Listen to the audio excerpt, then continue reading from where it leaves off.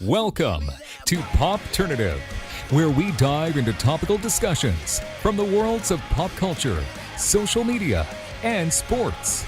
Here is your host, Peter Remoliotis, aka PD Beats.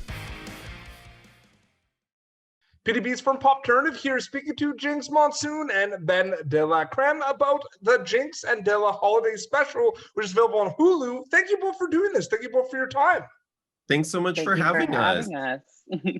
It's exciting but it's interesting. This is not the first time both of you have worked together, true?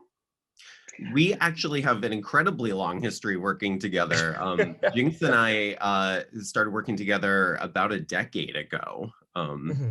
But only since 2018 have we started touring and writing full shows, just the two of us. Absolutely. And Jinkx, I mean, simple question. What was this holiday special like in terms of making it? What was that like for you? It was a dream, at times a fever dream, but always a dream, you know? Yeah. So Dela and I have, like Dela said, have worked together for, I think, over a decade now. But Dela has always been a fearless leader. And now we write the shows together and we co-star in them. But really, I think a lot of it is made possible by our trust in each other. And then my trust in Dela to be the one leader, you know, and that's not easy for drag queens to do.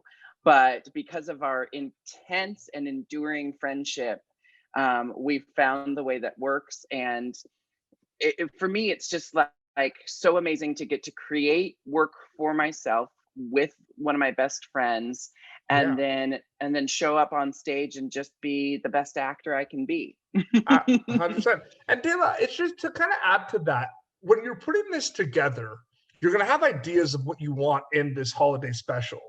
On the top of your head, what did you have to put in there that you were able to put in there? Because there's ideas, you're spitballing ideas around, but was there elements that you had to get in there? Like what would they be? Yeah, you know, I mean, I think that Jinkx and our mission statement around the holidays has been the same, whether we're doing a live show or creating this special for the screen.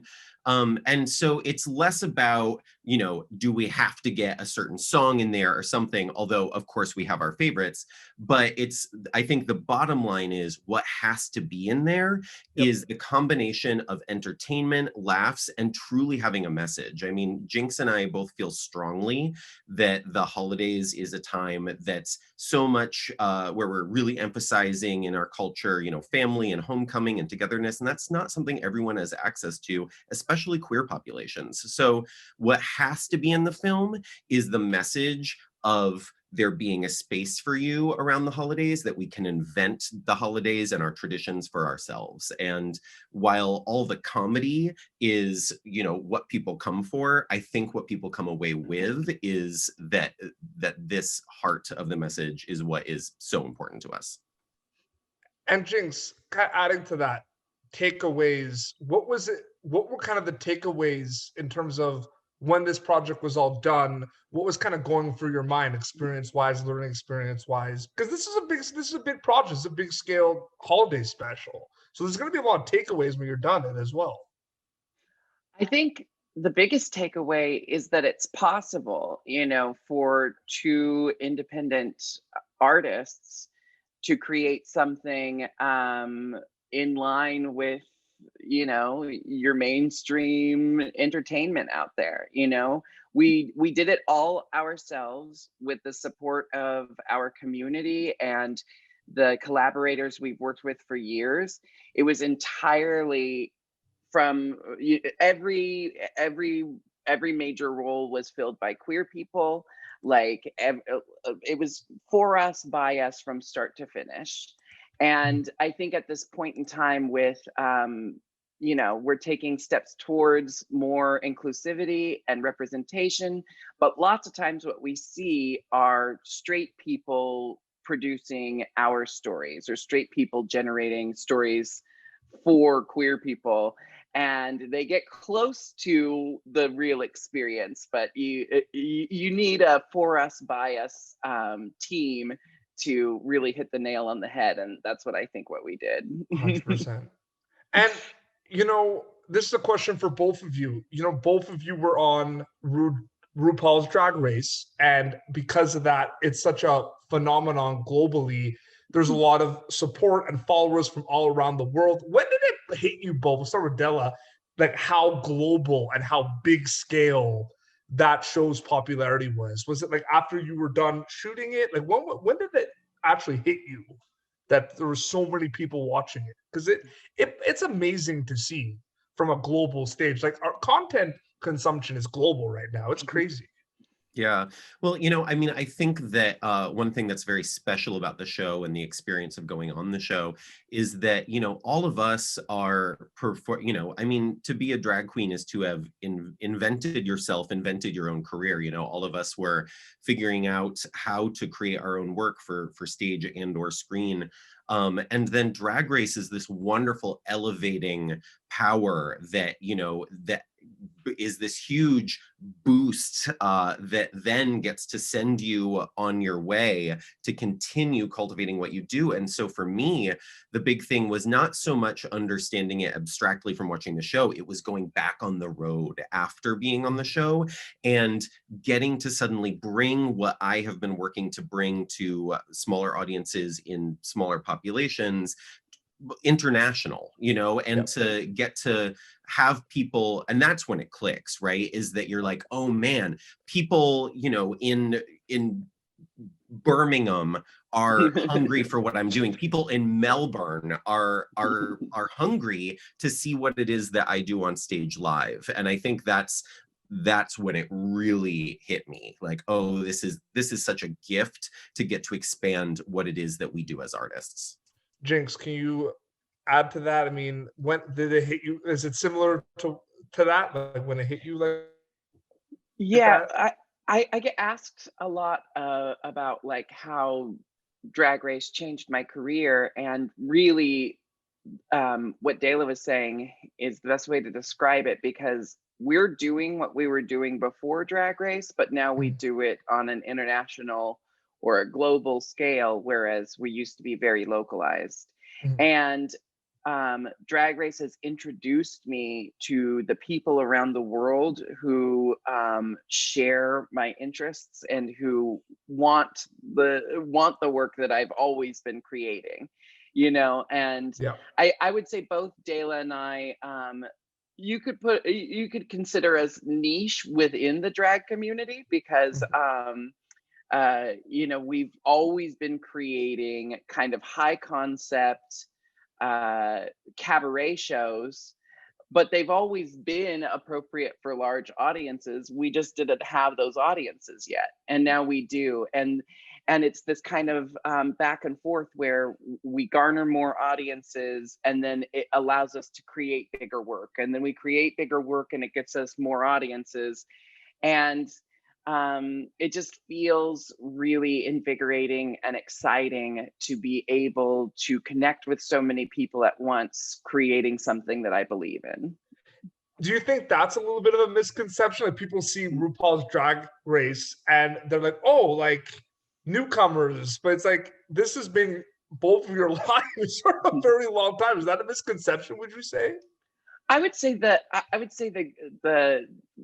the true fans of drag can tell that we've been doing this for a long time, and that's how I'll put it. And in the end, I'm not sure if you see people step on stage or step in front of a screen all the time and you're like totally wowed by them and maybe they're new to you. We don't necessarily think about how they built their careers before that. So I think that's like true of performance and the arts in general. And I think that's okay, because I, for one, am perfectly happy to blindside people with my talents. Yeah. Before we wrap up, question for both of you, start with Dela. I mean, there's a lot going on in the holiday special. It's a fun time overall.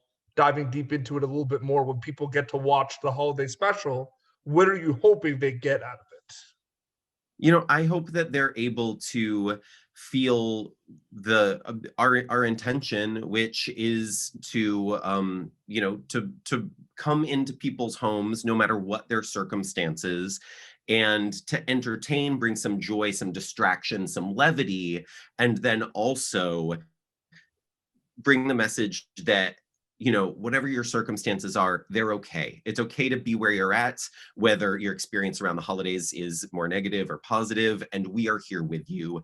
And there are other people, these are shared experiences. No one is alone in the ways in which this time of year can be difficult. That was especially important this year when everyone was trapped and isolated away from their families, their loved ones, whoever. But that is a message that I think will resonate indefinitely, and I hope brings people some joy every single year. Yeah, Jinkx. Sorry. How are you gonna follow that? I was going to say, I second all of that. But I also hope that people see, now that we have a holiday special that is so unapologetically queer and for the LGBTQIA plus community, I hope people start to realize that, like, that's new. And I hope people start to realize just how much of our lives to this point has been catered to just the same people.